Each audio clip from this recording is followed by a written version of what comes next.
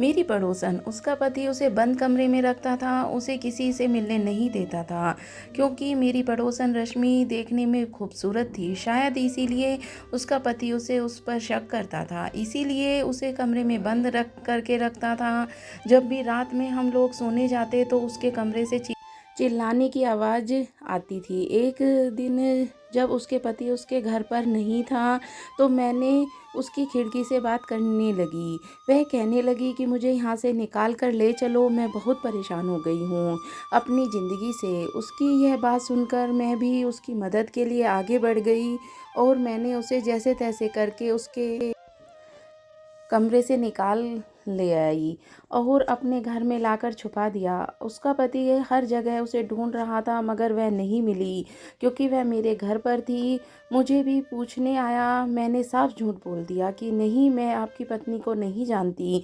फिर उसका पति उसका पोस्टर हर जगह जगह चिपका दिया और लिख दिया कि वह एक पागल है, किसी को भी मिले तो मुझे ज़रूर इन्फॉर्म करें। उसे मैं अपने घर में छुपा कर रखा था और जैसे ही रात हुआ तो वह मेरे कमरे में नहीं थी। मैं घबरा कर उठी और कहीं उसका पति उसको लेकर तो नहीं चला गया, और जैसे ही मैंने अपने घर के चारों तरफ ढूंढने लगी, मगर वह मुझे कहीं नहीं दिखी थी। रात भी बहुत ज़्यादा हो गया था, अंधेरा भी था। जैसे ही मैं फिर वापस अपने कमरे में जाने लगी तो मुझे आवाज़ सुनाई दी, मुझे छोड़ दो, मुझे छोड़ दो।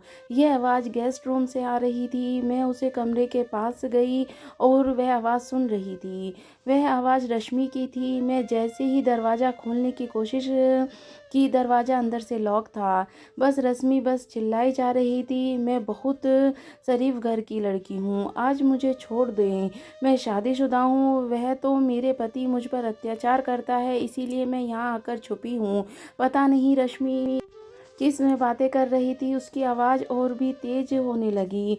मैंने कोशिश किया दरवाज़ा तोड़ने की और फिर पूरी ताकत लगाई तो दरवाज़ा खुल गया। जब मैं सामने का मंजर देखा तो मेरी आंखें फटी की फटी रह गई। रश्मि भागकर मेरे पीछे जाकर छुप गई और कहीं मुझे बचा लें आप। मेरे पति से यह जानना कितना नाजुक है। मैं अपने पति के अत्याचार की वजह से आपके घर में बना मांगी थी, मगर मैं यहाँ भी सेफ नहीं हूँ। मैं भूल गई थी कि हर घर में एक ना एक मर्द ज़रूर होता है। मुझे यहाँ आने से पहले सोचना चाहिए था। मैं जिस मर्द से भाग रही हूँ वह दूसरे घर पर भी होता है। मुझे मर्द नाम की चीज़ से ही पहले मेरे पति मुझ पर जुल्म करता, और जब मैं खुद को बचाकर यहाँ छुपकर रहने आई हूँ तो आपके पति ने मेरे साथ क्या करने की कोशिश की। अगर आप नहीं आती तो पता नहीं मेरे साथ क्या हो जाता।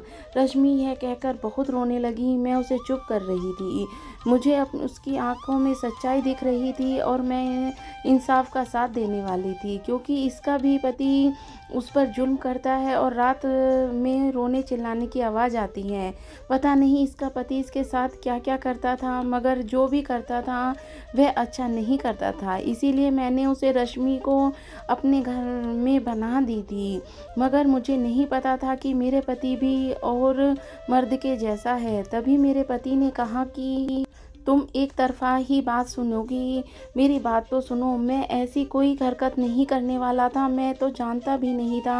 मुझे लगा कि तुम मेरे कमरे में आई हूँ, इसीलिए मैंने हाथ पकड़ लिया था, मगर यह तो बहुत बड़ा बवाल कर रही है। इससे पूछो कि इस कमरे में क्या करने आई थी। तभी रश्मि बोली कि आप झूठ क्यों बोल रहे हैं, मैं क्यों आपके कमरे में आऊँगी। मैं तो प्यास लगी थी इसीलिए कमरे से बाहर आई थी पानी पीने के लिए। किचन में जा रही थी तभी आपने ज़बरदस्ती अपने कमरे में मुझे बुलाया था कि कुछ ज़रूरी काम है, मगर मुझे नहीं पता था कि आपकी नीयत में खोट है। दोनों में पैसा वैसी हो रही थी। मुझे कुछ समझ नहीं आ रहा था कि अब मैं क्या करूं। मैंने अपने पति से कहा कि मैं कुछ नहीं जानती, मैं आपके साथ बिल्कुल नहीं रहूँगी, क्योंकि आपने जो हरकत किया है मैं इसे माफ़ नहीं कर सकती। मैं भी एक औरत हूँ, तो मैं कैसे दूसरी औरत की इज्जत से खेलने वाले को माफ़ कर दूँ। तभी मेरे पति ने कहा कि पहले मेरी बात तो सुनो, तुम पहले सच जानने की कोशिश तो करो कि क्या सच में मैंने कहा कि मैं कहने सुनने में अब क्या रह गया है। मैंने तो खुद अपनी आँखों से देख देख लिया। मेरे पति ने कहा कि तुम अपनी आँख पर पूरा भरोसा करती हो पर मेरी बात पर नहीं। मैंने कहा पहले करती थी मगर अब नहीं, जो मैंने आँखों से देखा है वह सच है। तभी मेरे पति ने कहा कभी-कभी आँखों का देखा झूठ भी हो सकता है। मैंने कहा हो सकता है नहीं। मैं इतना कहकर और रश्मि का हाथ पकड़कर उसे अपने कमरे में ले लिया। वो रो रही थी। मैंने उसे चुप कराया और बैठाया अपने बेड पर। उसे पानी दिया और तसल्ली दिलाया कि मैं वैसी औरत नहीं हूँ जो अपने पति को माफ़ कर देगी। मैं अपने पति को माफ़ नहीं किया, वह कल इस घर से चला जाएगा। यह घर मेरा है, इसीलिए मेरे पति यहाँ से जाना पड़ेगा। तुम चिंता मत करो और निश्चित होकर सो जाओ। मैं तुमसे वादा करती हूँ कि मैं तुम्हें कुछ नहीं होने दूँगी। जब मैं तुम्हारे पति से बचाया है जो कि इतना बड़ा जालिम है, तुम्हारे साथ पता नहीं क्या-क्या रात में क्या-क्या करता था। तुमने कुछ भी नहीं बताया मगर मैं जानती हूँ जो भी करता है सही नहीं करता था। उससे बचकर मैंने तुम्हें लाया है। तुम्हें जब मैं यह बात उससे कही तो वह थोड़ा रिलैक्स हुई और फिर हम दोनों सो गए। मगर मुझे नींद नहीं आ रही थी क्योंकि मेरे पति ने जो आज किया था उससे मैं बहुत परेशान थी। मुझे अपने पति पर बहुत गर्व था कि मेरे अलावा किसी पर उसकी आँख उठाकर नहीं देखते हैं। मगर मैंने जो आँखों से देखा है वह झूठ भी नहीं कहा जा सकता। खैर काश यह झूठ होता तो अच्छा होता, मगर यह तो सच था। मैंने अपनी आँखों से देखा है। यही सब सोचते सोचते मेरी सुबह हो गई। जब मैं बिस्तर से उठी तो मेरी नज़र साइड टेबल पर पड़ी। उससे टेबल पर पानी की बोतल रखे हुए थे। मुझे फिर याद आया कि रश्मि को कहा था कि पानी यहाँ पर है, रात में अगर तुम्हें प्यास लगेगी तो तुम पी लेना। मुझे मटका मगर फिर मुझे ध्यान आया कि हो सकता है कि वह भूल गई हो। उसकी ज़िंदगी में बहुत कुछ चल रहा है, इतनी छोटी-मोटी बात कैसे याद रख सकती है। जब मैं अपने कमरे में बाहर आई तो मेरे पति भी जा चुके थे। अच्छा हुआ मुझे खाने की ज़रूरत नहीं पड़ी, वह खुद ही चले गए क्योंकि उनकी गलती थी।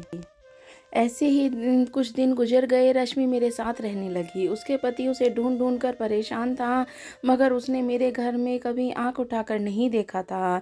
उसे मुझ पर शक भी नहीं था, इसीलिए कभी भी घर के अंदर जाकर नहीं देखा अंदर उसकी पत्नी रश्मि है फिर या नहीं। रश्मि यूं ही गुमसुम बैठी रहती। उसे देखकर मैं भी परेशान रहती थी कि क्या इसकी ज़िंदगी वैसे ही, वह बाहर भी नहीं जा सकती। अगर बाहर जाएगी तो उसका पति उसे ढूंढकर फिर से उसे नर्क वाली ज़िंदगी जीने पर मजबूर करेगा।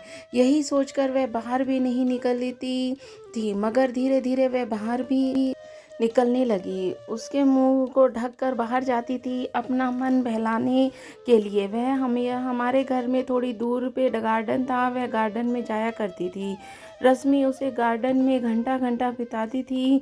जब वह गार्डन से आती तो बहुत फ्रेश और खिली खिली लगती। मैं सोची कि रश्मि अब धीरे धीरे अपनी ज़िंदगी में आगे बढ़ रही है, वह अपने पति की अत्याचार भूल रही है। उसे इस तरह खुश देखकर मैं भी खुश हो रहती। मगर मेरी खुशी तो मेरे पति के होने से थी, मगर अब मैं उन्हें अपनी आंखों के सामने जो किया था मैं उसे भूल नहीं पा रही थी। एक दिन शाम को मेरी नज़र रश्मि के पति पर पड़ी। वह अपने घर की तरफ जा रहा था। मुझे देखा तो मेरे हालचाल पूछने लगा। कहा भाभी सब ठीक है ना, भैया नज़र नहीं आ रहे। मैंने कहा हाँ सब ठीक है, तुम बताओ तुम्हारी पत्नी मिली क्या? बस ऐसे ही पूछ लिया। उसने तो उसे कहा कि क्या बताऊं भाभी अपनी ज़िंदगी के बारे में। उस औरत ने नाम मत लीजिए, उस औरत ने मेरी ज़िंदगी बर्बाद कर दी। मैंने कहा ऐसा क्यों बोल रहे हो? तुम्हारी पत्नी तो इतनी अच्छी है, पता नहीं क्यों तुम्हें वह छोड़कर भाग गई। तुम उसे पर कोई जुल्म करते होंगे रहे होंगे, तभी वह तुम्हें वह छोड़कर भाग गई है। रश्मि के का पति ने कहा नहीं भाभी, मैं उसे इस पर जुल्म क्यों करूँगा? वह खुद दूसरों पर जुल्म करती है। उसके मुंह में जब से मैं यह बात सुनी है तो मेरे होश उड़ गए। मैंने कहा झूठ क्यों बोल रहे हो? हर रात उसकी चीख की चिल्लाने की आवाज़ सुनती थी। वह दर्द से रोती थी, तड़पती थी, इसीलिए तुम्हें वह छोड़कर भाग गई है। तभी रश्मि का पति बोला भाभी मैं उसे मारता पीटता नहीं था, उसकी आदत है बात को बतंगड़ बनाने की। मैं तो बस उसे मना कर करता था कि अपनी हरकतों से बाज आ जा। मैंने कहा कि कौन सी हरकत, वह तो इतनी सीधी सादी है। तभी उसके पति ने कहा, वह उसी का तो फ़ायदा उठाती है, अपने चेहरे का, लोगों को अपने चेहरे के भोलेपन से फंसाती है। भाभी आप नहीं जानती, इसकी वजह से मैंने अपनी माँ बाप भाई बहन सब कुछ छोड़ दिया था, सबके खिलाफ होकर रश्मि से शादी की थी। मेरी माँ ने मुझे लाख मना किया कि ऐसी लड़की से शादी मत कर, मगर मैं अपने माँ बाप की बात नहीं मानी और उसे लोगों के खिलाफ होकर मैंने शादी की। मेरी माँ कहती थी कि रश्मि एक नंबर की बदचलन लड़की है, वह हर आए दिन नई लड़के के साथ घूमती है, यह हमारे मोहल्ले की ही लड़की है। मगर मैं रश्मि से प्यार में अंधा हो गया था, अपनी माँ बाप की नहीं माना, जबकि मेरे मन और मेरे परिवार वाले सच बोल रहे थे।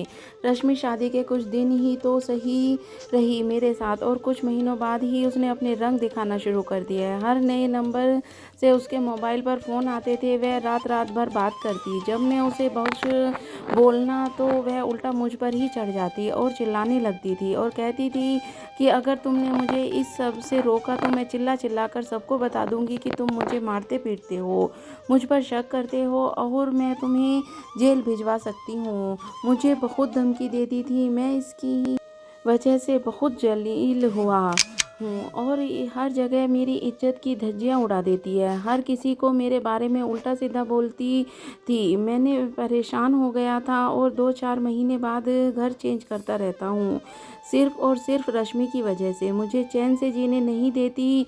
जब मैं यहाँ आया तो मैंने सोच लिया था कि रश्मि को कमरे में बंद रखूँगा ताकि वह किसी से बात नहीं कर सके और ना ही किसी से मिल सके। रश्मि एक नंबर की आसीम लड़की है और रात भर पार्टी करना, नए लड़कों के साथ घूमना, उससे पैसे लेना, यही सब करती है। तो वह शादीशुदा मर्दों को भी नहीं छोड़ती, उसे भी बुरी तरीके से फंसा देती है। उसका चेहरा बहुत मासूम है, मगर उसकी हरकतों की वजह से न जाने कितनों की ज़िंदगी बर्बाद हुई है, उसकी वजह से कितनों की घर टूटे हैं। अपने मासूम चेहरे का फ़ायदा उठाकर न जाने कितने कितने शादीशुदा लोगों को बर्बाद किया है। जब मैं रश्मि के पति से उसके मुंह की सच्चाई सुनी तो मेरे होश उड़ गए। मेरी ज़िंदगी भी रश्मि ने बर्बाद कर दी थी। उसकी मासूम चेहरे को देखकर मैंने अपने पति पर शक किया और उन्हें घर से निकाल दिया। यह मैंने क्या किया? फिर मैं वहाँ से फ़ौरन गार्डन चली गई। जब मैं गार्डन गई तो मैं हैरान थी वह वहाँ का नज़ारा देखकर। उसे गार्डन में जिस व्यक्ति को रश्मि गले लगाते हुए देखा, वह कोई और नहीं, मेरा ही पति था। वह दोनों बहुत ज़्यादा खुश थे। मैंने पहली बार रश्मि को इस तरह हंसते हुए देखा था। मुझे वह बिल्कुल भी अच्छी नहीं लग रही थी, मगर सबसे ज़्यादा मुझे अपने पति पर गुस्सा आ रहा था। तभी रश्मि का पति मेरे पास आया और कहा कि भाभी, मैं आपको पता नहीं वरना ही वाला था कि मेरी पत्नी और आपके पति के एक दूसरे को चाहते हैं। वे दोनों मिलकर हम दोनों को धोखा दे रहे हैं। मैं यह जानता था, इसी वजह से मैं अपने घर में बंद करके रखा हुआ था ताकि मेरी पत्नी की वजह से आपका घर न टूटे, मगर आपने खुद अपना घर अपने हाथों से तोड़ा है। मैं आज़ादी देकर अगर आप उसे दिन में घर में लेकर नहीं जाती तो आज यह दिन आपको देखना नहीं पड़ता। ज़रूरी नहीं मैं जो आँखों से देखा जाए वही सच हो, कभी कभी आँख का देखा हुआ भी झूठ होता है। मैं इसी वजह से अपनी पत्नी को पागल करार देता हूँ। यह लोगों के साथ खेलती है, जब मन भर जाता है तो उसे छोड़ जाती है। यह अपने भोली सूरत का बहुत फ़ायदा उठाती है। मैं सोचता था कि सुधर जाएगी, मगर यह सुधरने वाली में से नहीं है। रश्मि के पति ने मुझसे कहा कि अब आप क्या करोगी? आपके पति भी आपके साथ से हाथ से निकल गए हैं, देख रही हैं ना, या किसी तरह हंस रहे हैं। एक दूसरे को देखकर मैं और उन लोगों को देखकर उन लोगों के पास गई और रश्मि के गाल पर थप्पड़ जड़ दिया। तभी रश्मि बोली, दीदी आप यहाँ कैसे? आपने मुझे क्यों नहीं मारा? मैंने कहा कि आपने इन्हीं चेहरों की वजह से तुम लोगों को फंसाती हो, अपनी जान में और मासूम चेहरा बनाकर घूमती रहती हो। मैंने तुम्हें क्या समझा था और तुम क्या निकली? मैं तुम्हारी वजह से अपने पति को घर से निकाल दिया, यहाँ तक कि मैं उन्हें तलाक भी देने वाली थी, मगर अच्छा हुआ वक्त रहते मेरी आँखों से यह सच्चाई भी देख ली।